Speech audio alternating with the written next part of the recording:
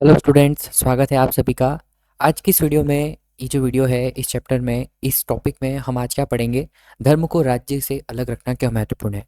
पिछले चैप्टर में हमने धर्मनिरपेक्षता क्या है उसके बारे में पढ़ा था। धर्मनिरपेक्षता क्या होती है, धर्मनिरपेक्षता के बारे में एक छोटा सा कॉन्सेप्ट हमने समझा था कि धर्मनिरपेक्षता होता क्या है।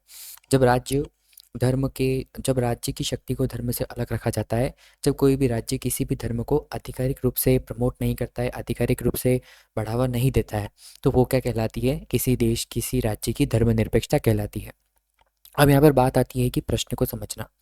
हमारा प्रश्न क्या है, ये यही हमारा जो प्रश्न है, धर्म को राज्य से अलग रखना क्या महत्वपूर्ण है। परीक्षा में भी यही प्रश्न सीधे रूप से पूछा जा सकता है कि धर्म को राज्य से अलग रखना क्यों महत्वपूर्ण है। इसका मतलब क्या है कि हमने पिछले चैप्टर में पढ़ा था कि जो राज्य की शक्ति होती है उससे धर्म को बिल्कुल अलग रखा जाता है। राज्य जो होता है वो किसी भी तरह से किसी भी धर्म को आधिकारिक रूप से प्रमोट नहीं करता है, बढ़ावा नहीं देता है। राज्य का क्या मतलब है, राज्य से हमारा यहाँ पे मतलब ये नहीं है कि कोई राजस्थान, महाराष्ट्र, पंजाब किसी स्पेसिफिक राज्य से हमारा यहाँ मतलब नहीं है। हमने पिछले चैप्टर में पढ़ा था राज्य का मतलब होता है एक क्षेत्र जो कि लोकतांत्रिक हो, जो लोगों से बना हो, लोगों का जो समूह होता है, जिसका अपना लोकतंत्र होता है। तो राज्य का मतलब ये है। तो कोई भी देश होता है, कोई भी राज्य होता है, उसकी शक्ति वो किसी एक धर्म को जब प्रमोट नहीं करता है, सब धर्म को समान रूप से देखता है, तो वो कहलाती धर्मनिरपेक्षता। तो ये ज़रूरी क्यों है, ये महत्वपूर्ण क्यों है, ये आवश्यक क्यों है, इसके बारे में हम इस वीडियो में चर्चा करेंगे, इसको समझने का ट्राई करेंगे। देखते हैं यहाँ पर, एक लोकतंत्र के सफल संचालन के लिए धर्म तथा राज्य की शक्तियों का बंटवारा अथवा दोनों को अलग रखना आवश्यक है। लोकतंत्र क्या होता है, बेसिकली एक डेमोक्रेटिक कंट्री क्या होती है, लोकतंत्र क्या होता है, जिसमें किसी भी व्यक्ति को अपने किसी भी कार्य करने की आज़ादी हो, उसको स्वतंत्रता हो कुछ भी करने की, अपना धर्म चुनने की, अपना काम चुनने की, चाहे किसी भी जगह पर रहने की, इन सब की जो आज़ादी होती है वो कहलाता है लोकतंत्र। ठीक है। तो लोकतंत्र का सफल संचालन कब होगा, जब धर्म तथा राज्य की शक्तियों का बंटवारा अथवा दोनों को अलग रखना आवश्यक, जब ये दोनों शक्तियाँ अलग अलग होंगी। जब राज्य किसी धर्म को आधिकारिक रूप से बढ़ावा नहीं देगा, राज्य जब सभी धर्मों को समान समझेगा, तभी एक सफल लोकतंत्र बन पाएगा। कैसे और क्यों, उसको समझने का प्रयास करते हैं, देखते हैं आगे। किसी देश में एक धर्म के लोगों की संख्या अधिक होगी तो वहीं कुछ धर्म के लोगों की संख्या कम होगी।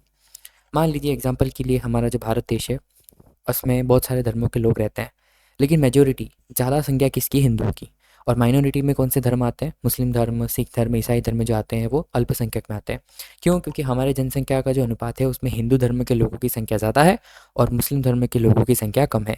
इसी तरह से अगर हम अमेरिका का एग्जाम्पल ले लें, ब्रिटेन का एग्जाम्पल ले लें, तो वहाँ पर जो ईसाई धर्म के लोग हैं वो बहुसंख्यक में आते हैं, बाकी धर्म के लोग हैं वो अल्पसंख्यक में आते हैं। तो ऐसा होता है कि किसी देश में एक धर्म या कुछ धर्मों के लोग ज़्यादा रहते हैं और कुछ धर्मों के लोग कम रहते हैं। अब अगर इस स्थिति में बहुमत वाले धर्म के लोग राज्य सत्ता में पहुंच जाते हैं, अब होगा क्या अगर ऐसा हो जाए कि मान लो किसी किसी देश में एक धर्म के लोग ज़्यादा रहते हैं और उसी धर्म के लोग क्या करें, उस सत्ता को हैंड ओवर कर लें और वो सत्ता के लोग उसी धर्म को हर जगह प्रमोट करें, पूरे देश में बोले कि आपको इसी धर्म को मानना है, आपको आपके ऊपर उस धर्म को थोपने लग जाए। तो उनका समूह दूसरे धर्मों के खिलाफ भेदभाव करने और परेशान करने के लिए सत्ता और राज्य के आर्थिक संसाधनों का उपयोग करने लग जाएगा।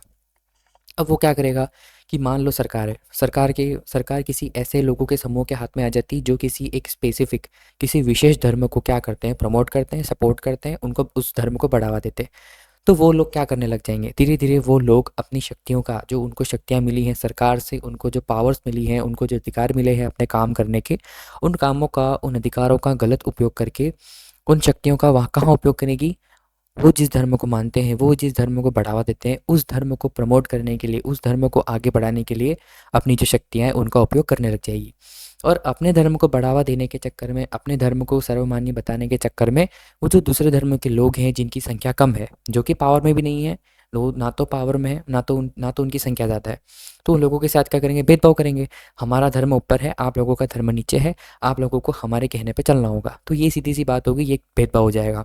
इस धर्म के उन जो जो धर्म के लोग सत्तारूढ़ पार्टी में हैं, जो धर्म के लोग सरकार चला रहे हैं, उन धर्मों के लोगों को प्राथमिकता दी जाएगी हर जगह पे। तो इस तरह से एक भेदभाव का कारण बन जाएगा, पूरे देश में भेदभाव और अराजकता फैल जाएगी। ठीक है। ये रीज़न होता है कि जब किसी एक विशेष धर्म के लोग, जब राज्य की सत्ता और धर्म को एक कर दिया जाता है, तो किस विशेष धर्म के लोग क्या करते हैं, फिर भेदभाव करना शुरू कर देते हैं। यदि राज्य की शक्ति का धार्मिक दृष्टिकोण से उपयोग किया जाए तो इससे धार्मिक अल्पसंख्यकों के साथ भेदभाव, क्या होने लग जाएगा, भेदभाव होने लग जाएगा। किसी एक धर्म के लोग जो होते हैं वो अपने धर्म के लोगों को बढ़ावा देंगे और दूसरे लोगों के धर्मों को अनदेखा करेंगे, उनके स्वतंत्रता को भी अनदेखा कर देंगे। तो ये एक तरह से क्या हो गया, भेदभाव हो गया।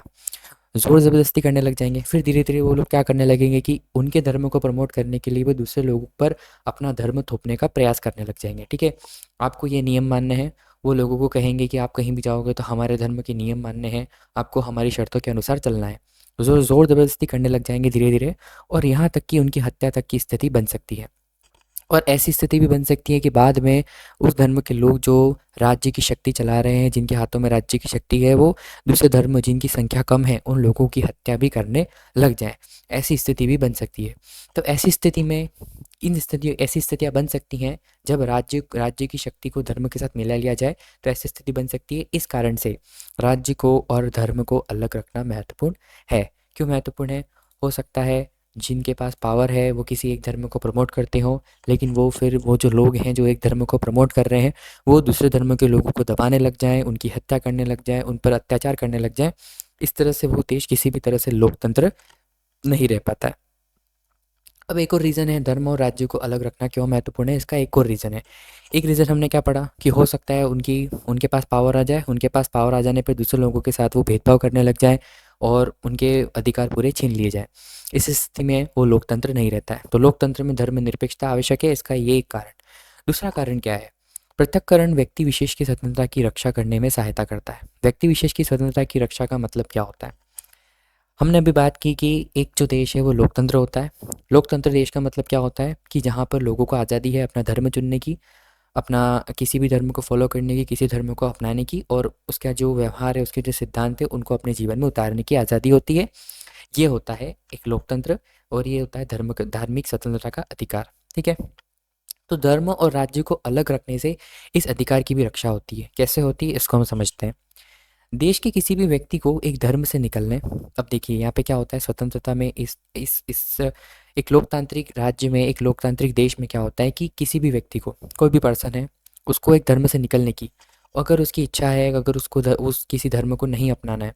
मान लीजिए किसी व्यक्ति को बौद्ध धर्म अच्छा लगता है, डॉक्टर BR अम्बेडकर एक अच्छा एग्जाम्पल है, उन्होंने भी अपने जीवन के अंतिम काल में बौद्ध धर्म को अपनाया था।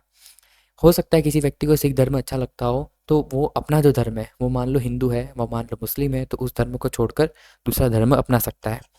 और दूसरे धर्म को अपनाने की, अपना धर्म छोड़कर वो बुद्धिज्म अपना सकता है, वो सिख धर्म अपना सकता है, वो बौद्ध धर्म अपना सकता है। तो वो एक धर्म छोड़ सकता है, वो दूसरा धर्म अपना सकता है, या फिर धार्मिक उपदेशों की अलग ढंग से व्याख्या करने की स्वतंत्रता होती है। धार्मिक उपदेशों की अलग ढंग से व्याख्या का मतलब, मान लीजिए वो किसी धर्म से बिलोंग करता है, वो किसी धर्म से जुड़ा हुआ है, वो किसी धर्म का व्यक्ति है, लेकिन उसे कोई और धर्म नहीं, वो किसी और धर्म को अपनाना नहीं चाहता है। इसके बजाय वो चाहता है कि उसके धर्म की ही जो उपदेश हैं, उसके धर्म की ही जो उपदेश है, वो उन उपदेशों को अलग ढंग से व्याख्या करके समाज को बताना चाहता है। उसका सोचना अलग हो सकता है। देखिए लोकतंत्र में क्या होता है कि हर व्यक्ति का, लोकतंत्र क्या, पूरी दुनिया में ही ऐसा होता है कि हर व्यक्ति की सोच अलग अलग होती है, हर व्यक्ति से अलग होती है। लेकिन लोकतंत्र में क्या होता है कि उस सोच को बताने का अधिकार होता है व्यक्ति को। तो इस स्थिति में हो सकता है कि भाई वो व्यक्ति जो है वो अपने धर्म के उपदेशों के बारे में कुछ अलग ढंग से सोचता हो, तो उसे ये आज़ादी भी है कि उसके ही धर्म के जो उपदेश हैं, उन उपदेशों की व्याख्या, उन उद्देश्यों का जो एक्सप्लेनेशन है, वो उसके हिसाब से कर सकता है। ये होती है स्वतंत्रता, ये होती है लोकतंत्र में एक स्वतंत्रता, धार्मिक स्वतंत्रता। ठीक है, एग्जाम्पल के लिए लेते हैं, यदि हिंदू या मुस्लिम, कोई भी हो सकता है, हिंदू या मुस्लिम हो सकता है, वो या तो हिंदू या मुस्लिम है, किसी भी रीज़न से अपना धर्म बदलना चाहता है।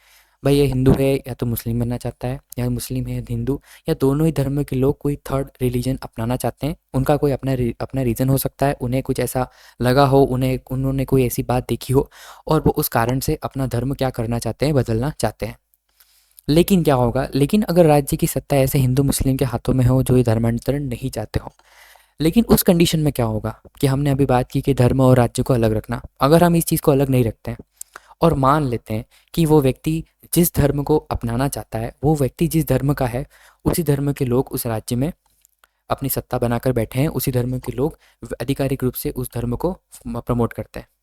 ठीक है, इस स्थिति में क्या होगा कि अब जो व्यक्ति है जो अपना धर्म छोड़ना चाहता है, जो धर्म छोड़कर कोई दूसरा धर्म अपना चाहता है, तो जो सत्तारूढ़ पार्टी है, जो सत्ता में लोग हैं, जिस धर्म के लोग हैं, वो उस व्यक्ति को क्या करेंगे, दबाव बनाएंगे, धर्मांतरण, धर्म का परिवर्तन नहीं करने के लिए दबाव बनाएंगे, क्योंकि वो नहीं चाहते हैं कि उनके धर्म के लोग कम हो या उनके जो धर्म के लोग हैं वो किसी और धर्म को अपनाएं। तो इस स्थिति में क्या होगा, उस व्यक्ति विशेष के अधिकारों का हनन हो जाएगा। एक लोकतंत्र में क्या है, धर्म से निकलना, किसी धर्म को अपनाना और धार्मिक उपदेशों की व्याख्या का अधिकार है। लेकिन इस स्थिति में क्या होगा, जब किसी विशेष धर्म के लोगों के पास अधिकार है, सत्ता है, तो वो उस व्यक्ति विशेष को उस धर्म के परिवर्तन से रोकेगी। तो यहाँ पर सीधी सी बात हो गई। तो क्या ऐसी स्थिति में धार्मिक स्वतंत्रता के अधिकार का पालन हो पाएगा, ये क्वेश्चन मार्क हो जाएगा यहाँ पर। कि अगर किसी व्यक्ति को कोई लोकतंत्र बोलता है, उस लोकतंत्र में किसी सत्ता जो है, जो राज्य की शक्ति है, वो किसी विशेष धर्म को प्रमोट करती है। अब उस प्रमोशन के चलते क्या होता है कि किसी व्यक्ति को अपना धर्म बदलने की स्वतंत्रता नहीं मिल पा रही है, वो उस व्यक्ति को रोक रहे हैं अपना धर्म बदलने के लिए, जबकि उसकी अपनी इच्छा है। तो ऐसी स्थिति में क्या लोकतंत्र में जो अधिकार दे रखा है, धार्मिक स्वतंत्रता का अधिकार, जिसके अंतर्गत आप किसी भी धर्म को अपना सकते हो, उसके सिद्धांतों को फॉलो कर सकते हो, उस अधिकार का पालन हो पाएगा? नहीं हो पाएगा। क्यों? क्योंकि उसे अपना धर्म परिवर्तन करने का ही अधिकार नहीं है। तो इस स्थिति में धर्म को राज्य से अलग रखना महत्वपूर्ण होता है कि राज्य की जो शक्ति है वो अपना काम करेगी, लेकिन आप उससे धर्म को अलग रखिए, क्योंकि हर व्यक्ति को अपने धर्म को अपनाने का अधिकार होता है। इस वजह से राज्य और धर्म को अलग रखना महत्वपूर्ण है। अब आपको समझ में आ गया होगा कि क्यों धर्म को राज्य से अलग रखना होता है, क्यों धर्मनिरपेक्षता आवश्यक होती है किसी लोकतंत्र को सफल संचालन के लिए। क्योंकि पहला रीज़न हो सकता है कि भाई राज्य की जो शक्ति है वो मनमाने ढंग से अपना काम करे और कम संख्या वाले धर्म के लोगों को भेदभाव करे, उनके साथ बुरा करे, उनकी स्वतंत्रता को छीन ले। दूसरा हो सकता है कि भाई किसी व्यक्ति की इच्छा हो सकती है दूसरा धर्म अपनाने की, लेकिन जो राज्य की शक्ति में जिस धर्म के लोग हैं वो उस व्यक्ति को ऐसा करने से रोक सकते हैं। तो ये दो रीज़न है। आपको अगर प्रश्न पूछा जाता है तो आपको यही दो रीज़न लिखने हैं। कंसेप्ट आपको समझा दिया गया है, नोट्स भी आपको दे दिए गए हैं, यही आपके नोट्स होंगे, इसी के आधार पर आपको उत्तर लिखना है। आई होप आपको यहाँ तक क्लियर होगा। नेक्स्ट वीडियो में हम इंडिया में सेकुलरिज्म, इंडिया में धर्मनिरपेक्षता क्या है, भारत की धर्मनिरपेक्षता किस तरह की है, उसके बारे में बात करेंगे। यहाँ पर हमने पढ़ा कि राज्य और धर्म के बारे में पढ़ा। अब हम भारत विशेष की बात अगले वीडियो में चर्चा करेंगे, अगले वीडियो में उसको एक्सप्लेन करेंगे। कोई भी शिकायत हो, आपको कोई भी प्रॉब्लम हो तो आप कमेंट बॉक्स में लिख सकते हैं। धन्यवाद।